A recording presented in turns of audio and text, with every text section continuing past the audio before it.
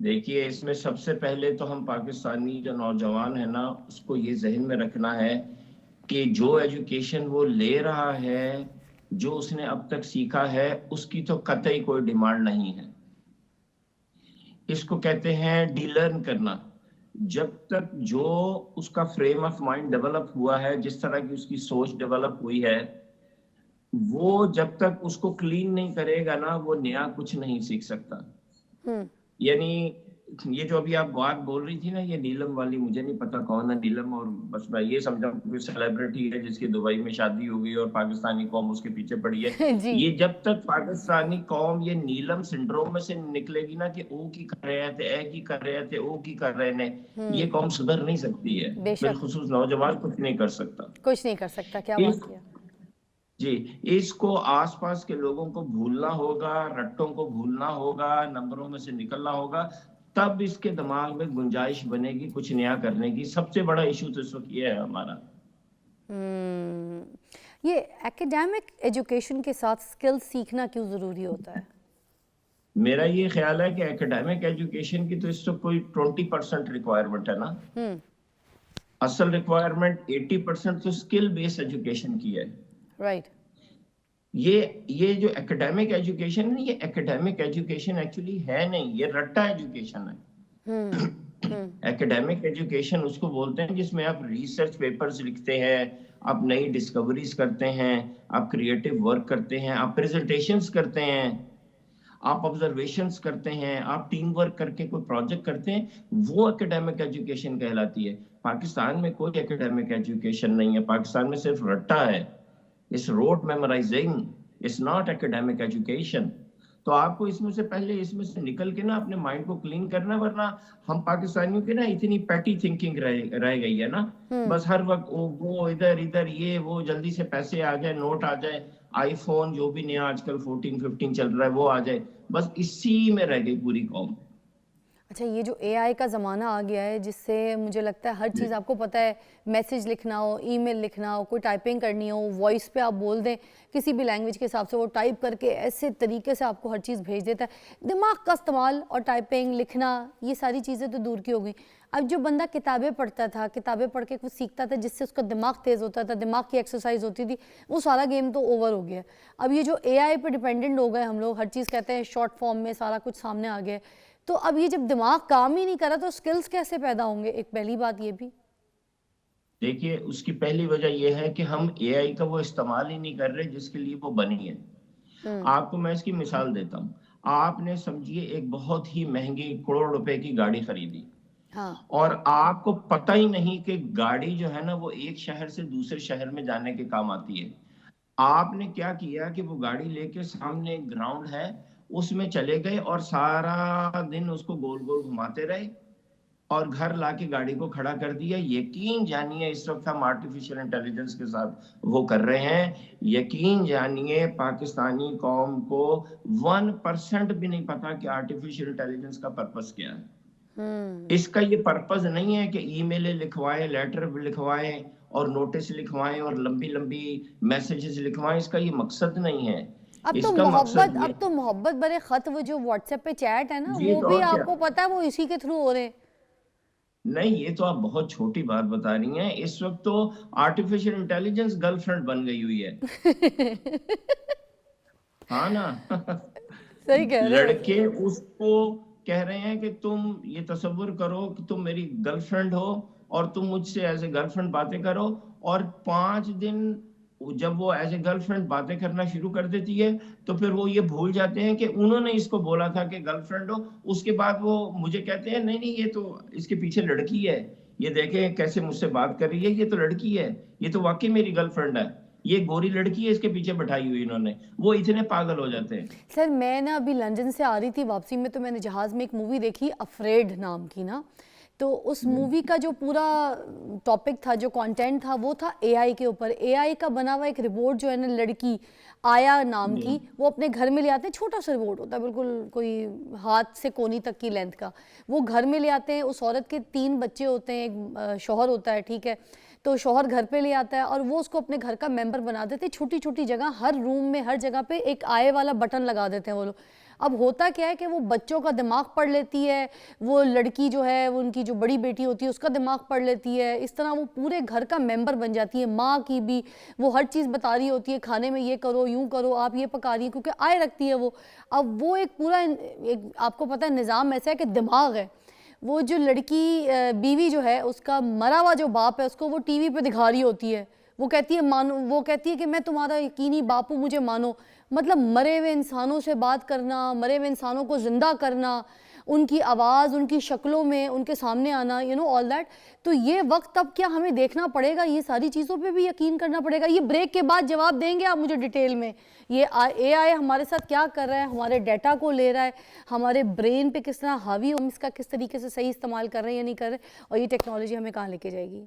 अच्छा देखिए, अभी जो आपने बताया ना फ्रेड मूवी, ये रिलीज तो इसी साल हुई है 2024 में, लेकिन ये जो इन्होंने, हो सकता है ये मूवी 2 साल पहले बनना शुरू हुई हो, तो उसको स्क्रिप्ट जो है ना उसको जो लिख रहे हो तो उसको आर्टिफिशियल उस लेवल पे ना हो, तो उन्होंने जो चीज उस मूवी में दिखाई है ना वो एग्जैक्टली वो है कि जो, देखिए एक होता है हो सकता है, एक होता है मैं कर सकता हूं, और तीसरा होता है मैं कर रहा हूं।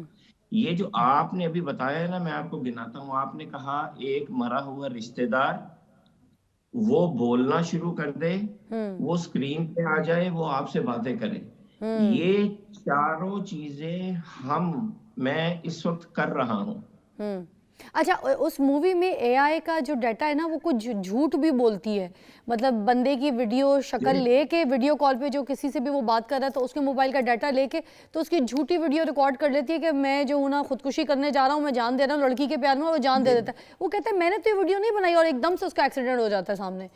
तो ये सारी चीज़ें जो है ये एक चीज जो एआई की आई है ना नई है, वो है एआई एजेंट। हाँ, एआई एजेंट ये है कि आप उसको किसी एक मकसद के लिए ट्रेन कर सकते हैं। अच्छा, आप उसमें किसी भी फर्द की तस्वीर डाल के एआई को कह सकते हैं कि इस फर्द की वीडियो बनाओ, और वीडियो में तुमने ऐसी बातें करनी है कि जो सुन के इनके रिश्तेदार परेशान हो जाएं, और तुमने फिर वीकली 2 दफा इस तरह की वीडियो उन लोगों को भेज के इस बंदे के बिहाफ पे $1 लाख कमाने हैं।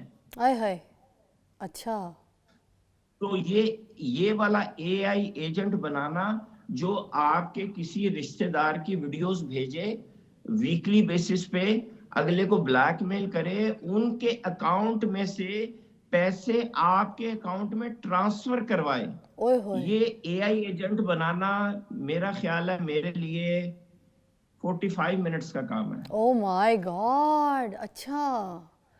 तो ये तो बड़ा इसका गलत इस्तेमाल भी है, देखे ना, ये तो बड़ा ज़्यादा गलत हो सकता है।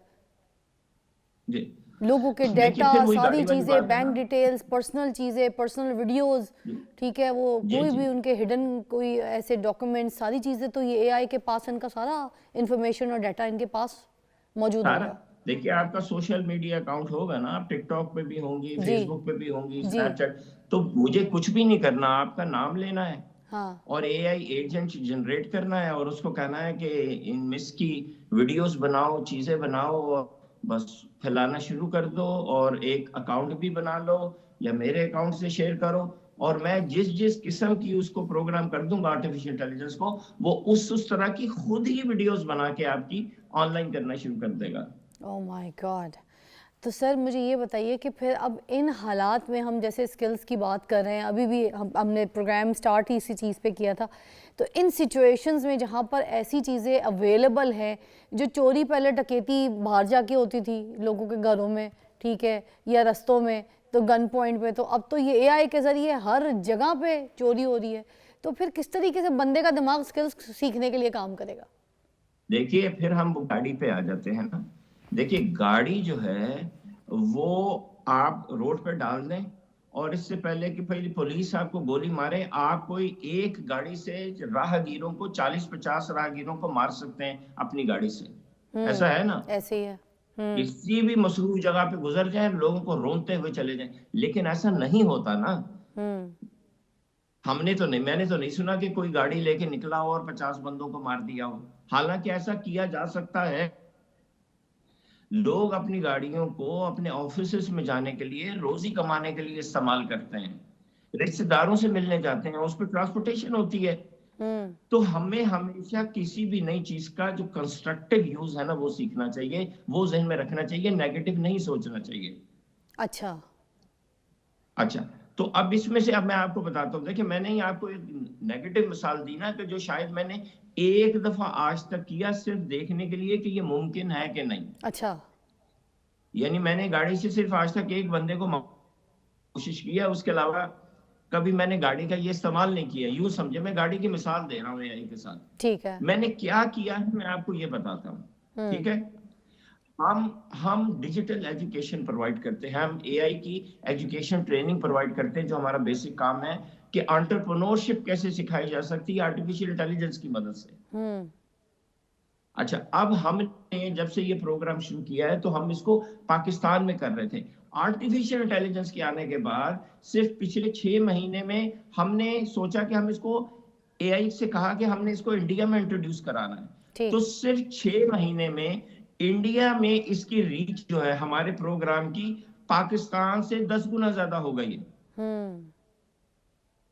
तो हमने जो भी डिजिटल एजुकेशन बनाई है, जिसमें बच्चों को, स्टूडेंट्स को स्किल्स सिखा रहे हैं आर्टिफिशियल इंटेलिजेंस की मदद से, एंटरप्रेन्योरल स्किल्स सिखा रहे हैं, वो प्रोग्राम ही हमने आर्टिफिशियल इंटेलिजेंस की वजह से बनाया है। राइट। अब आ जाए दूसरी बात की तरफ। जी। तो मैं, आप जैसे अभी वहां से यूके से होके आई हैं, मैं इत्तेफाक से 24 दिन सऊदीया में रह के आया हूँ। ठीक है।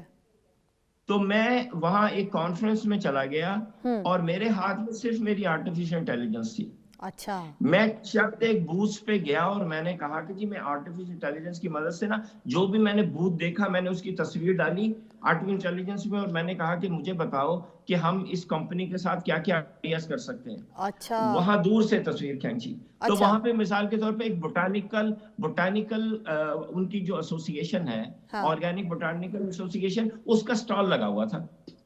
हम्म। तो मैंने दूर से तस्वीर खींची और मैंने कहा कि मैं पाकिस्तान से हूँ, पाकिस्तान में हमारे पास लैंड है, बोटेनिकल प्लांट्स हमारे पास बहुत सारे हैं, मुझे बताओ हम ये सऊदीया में ये बोटेनिकल एसोसिएशन के साथ मिलकर क्या काम कर सकते हैं। ठीक है। अच्छा। इसने मुझे इसने मुझे 10 यूजेस बताए वाह। कि पाकिस्तान और सऊदीया बोटेनिकल प्लांट्स में, नबातात में, ये मेडिसिनल प्लांट्स में ये काम मिलके कर सकता है। ठीक है। हम्म। मैं वो लिस्ट लेके बूथ के अंदर गया हम्म।